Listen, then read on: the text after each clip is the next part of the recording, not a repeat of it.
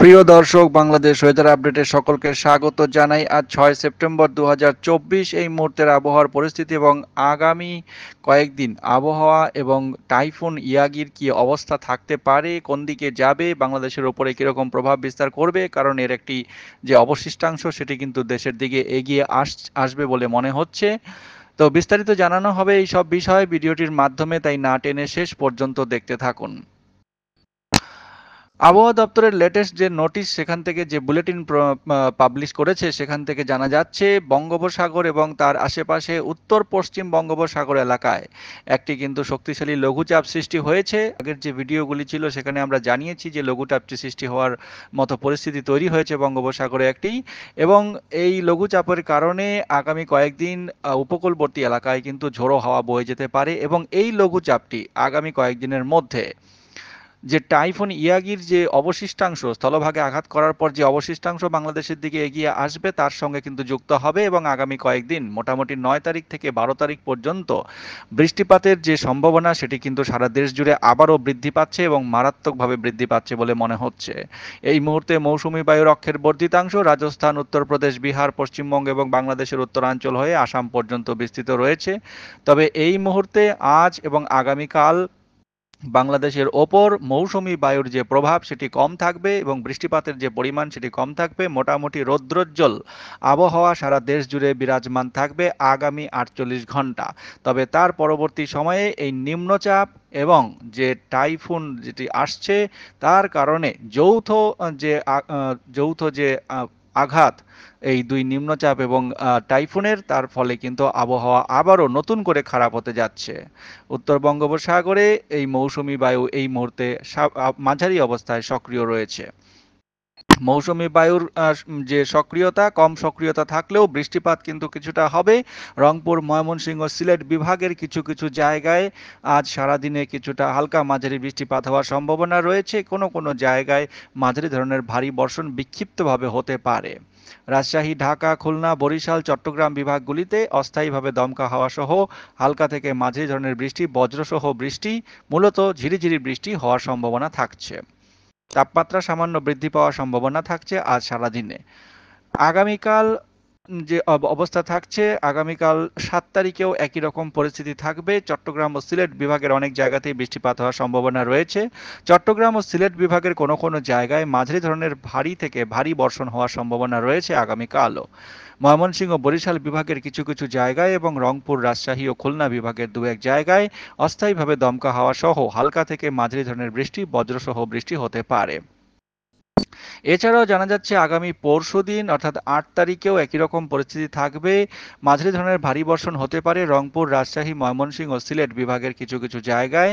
এছাড়া ঢাকা, খুলনা, বরিশাল ও চট্টগ্রাম বিভাগের দু এক জায়গায় অস্থায়ীভাবে দমকা হাওয়া সহ হালকা থেকে মাঝারি ধরনের বৃষ্টি, বজ্রসহ বৃষ্টি হতে পারে। তবে আবহাওয়া দপ্তর এই মুহূর্তে উল্লেখযোগ্যভাবে জানাচ্ছে যে আগামী 5 দিনের মধ্যে বৃষ্টিপাতের প্রবণতা মারাত্মকভাবে বৃদ্ধি পেতে পারে সারা দেশ জুড়ে। বিশেষ করে সিলেট, ময়মনসিংহ এবং রাজশাহী ও রংপুর এবং ঢাকা বিভাগের কিছু অংশের উপরে প্রবল বৃষ্টিপাত হওয়ার সম্ভাবনা রয়েছে আগামী 5 দিনের মধ্যে। আবহাওয়া দপ্তরের যে আপডেট ছিল সেটা তো জানানো হলো। যে বজ্রঝড়ের যে ওয়েদার মডেল ম্যাপ রয়েছে, আবহাওয়ার যে মানচিত্র রয়েছে, সেখান থেকে জানা যাচ্ছে টাইফুন ইয়াগি এই মুহূর্তে কিন্তু হাইনান দ্বীপপুঞ্জে, চায়নার যে হাইনান দ্বীপপুঞ্জের খুব কাছাকাছি অবস্থান করছে এবং এটি একটি শক্তিশালী টাইফুন হিসেবে অবস্থান করছে, স্ট্রং টাইফুন হিসেবে অবস্থান করছে এবং সুপার টাইফুনে কনভার্ট হয়ে এটি কিন্তু সুপার টাইফুনে পরিণত হয়ে এটি কিন্তু স্থলভাগে আঘাত করতে যাচ্ছে। এই মুহূর্তে এটি সুপার ভেরি স্ট্রং টাইফুন। তারপরে যে ক্যাটাগরিটা রয়েছে সেটা হচ্ছে ভায়োলেন্ট টাইফুন হিসেবে অবস্থান করছে। 220 কিলোমিটার প্রতি ঘন্টা বেগে এটি কিন্তু এগিয়ে যাচ্ছে স্থলভাগের দিকে, এবং আগামী 5 থেকে 6 ঘন্টার মধ্যে এটি কিন্তু আঘাত করতে যাচ্ছে হাইনান দ্বীপপুঞ্জে, এবং তারপরে এই দ্বীপপুঞ্জ অতিক্রম করে এটি কিন্তু ধীরে ধীরে চায়নার যে মূল স্থলভাগ এবং হানই এর আশেপাশে এটি স্থলভাগে আঘাত করবে। আঘাত করার পর এটি ধীরে ধীরে কিন্তু মায়ানমারের ওপর দিয়ে মায়ানমারকে অতিক্রম করে এটি ধীরে ধীরে মোটামুটি বাংলাদেশের দিকে অগ্রসর হতে থাকবে। এই মুহূর্তে বজ্রঝড়ের ম্যাপ থেকে যা দেখা যাচ্ছে যে আজ বিকেলের দিকটায়, বিকেল মোটামুটি ৫টার আশেপাশ থেকে শুরু করে ৫টা থেকে ৮টার মধ্যে, বিকেল থেকে সন্ধ্যার মধ্যে বলা যেতে পারে, উপকূলবর্তী বিভাগগুলি যে রয়েছে বরিশাল, খুলনা এবং চট্টগ্রামের এদিকে কুমিল্লার আশেপাশের যে অংশগুলো রয়েছে তার ওপরে কিন্তু বজ্রসহ মাঝারি বৃষ্টিপাতের সম্ভাবনা থাকছে। এবং রাতের দিকটায় খুলনা বিভাগের যশোরের আশেপাশে কিছুটা বৃষ্টিপাত হতে পারে। এবং মধ্যরাতে এবং আজ মধ্যরাতে এবং আগামীকাল সকালে সিলেট বিভাগের আশেপাশে এবং ত্রিপুরায়, এদিকে ঢাকা ও বরিশাল বিভাগের ওপরে কিছুটা বৃষ্টিপাত হওয়ার সম্ভাবনা থাকছে। এছাড়া তার পরবর্তী সময়ে আমরা যদি দেখি, আগামীকাল ভোরবেলা ২টো থেকে ৪টার মধ্যে ময়মনসিংহ, সিলেট, ঢাকা বিভাগ এবং এদিকে সম্পূর্ণ ত্রিপুরা এবং এদিকে কুমিল্লা, ফটিকছড়ি উপজেলা এবং এদিকে যশোর এবং যশোর, সাতক্ষীরা এবং খুলনা, মেহেরপুর এই সব জায়গার আশেপাশে কিন্তু ভারী বৃষ্টিপাত হওয়ার সম্ভাবনা রয়েছে। মাঝারি ধরনের ভারী বৃষ্টিপাত হবে, তবে বেশি বৃষ্টিপাত ত্রিপুরাতেই হবে। ঢাকা বিভাগে ঢাকার ওপরেই মাঝারি ধরনের ভারী বৃষ্টিপাত। কিশোরগঞ্জ, মদন, মৌলভীবাজার, সিলেট, এদিকে বিশম্বরপুর, লাখাই, আগরতলা, এদিকে কুমিল্লা এবং সেনবাগ, ফটিকছড়ি উপজেলার আশেপাশে এবং বরিশাল বিভাগের বরিশালেই কিছুটা বৃষ্টিপাত হওয়ার সম্ভাবনা রয়েছে। আগামীকাল ভোরে একটু ভারী ধরনের বৃষ্টিপাতই হবে বলে মনে করা হচ্ছে।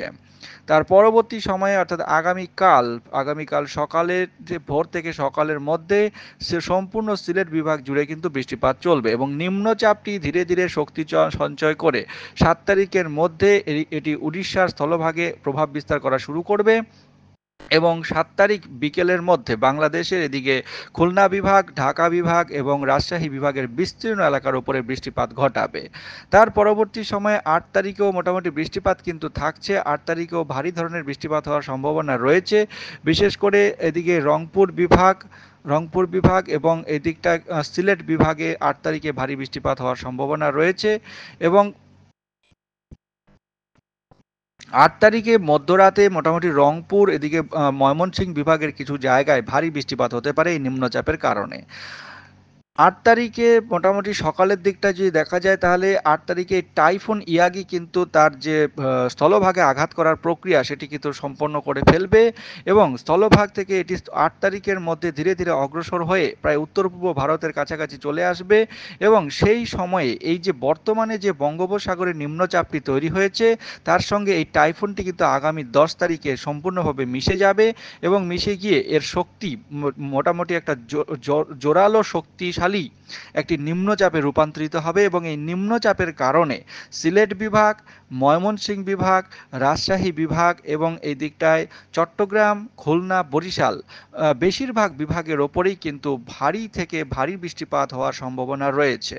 মাঝারি কোনো কোনো জায়গায় অত্যন্ত প্রবল বৃষ্টিপাতও হতে পারে ১০ তারিখ থেকে ১৩ তারিখ পর্যন্ত সময়কালের মধ্যে। এবং এই যে দুই জোড়া ফলা আঘাতের জন্য মোটামুটি বৃষ্টিপাতের পরিস্থিতি আগামী ৭ দিন ধরে অর্থাৎ ৯ তারিখ থেকে শুরু করে ১৩ তারিখ পর্যন্ত একটি ভারী বৃষ্টিপাতের কিন্তু চলতে থাকবে। ভারী বৃষ্টিপাত কিন্তু এই সময়কালের মধ্যে চলতে থাকবে। তো এই ছিল আপাতত আবহাওয়ার পূর্বাভাস। চ্যানেলের সঙ্গে থাকুন, চ্যানেলটিকে অবশ্যই সাবস্ক্রাইব করে রেখে দিন। অনেক ধন্যবাদ।